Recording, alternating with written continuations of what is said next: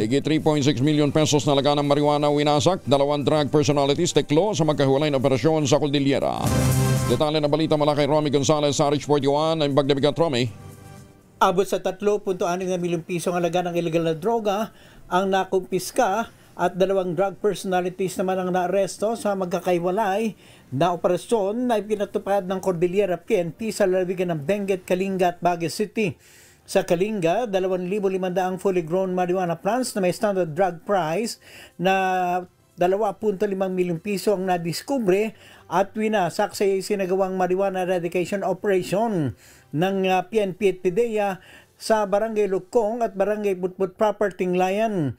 Samantalang sa Benguet, 5,500 fully grown marijuana plants na may standard drug price na 1.1 milyong piso ang natuklasan sa serye ng marijuana eradication operation ng PNP at PDEA sa Barangay Poblasyon at Barangay Badeo Kibungan at sa Barangay Kayapa sa Bacon. Lahat ng mga nadiskubring tanim na marijuana ay agad na binunot at sinunog sa mismong lugar ng operasyon. Sa Baguio City, natiklo naman ang 2 drug personalities sa Barangay Happy Homes, Ulukban at Barangay Buksusan, Baguio City. Ang mga suspek at mga nakumpiska nga mga ebidensya ay dinala sa kustudiya ng mga kaukulang lead unit para sa dokumentasyon. Ang mga suspek ay harap sa kasong paglabag sa Republic Act 9165 o Comprehensive Dangerous Drugs Act of 2002.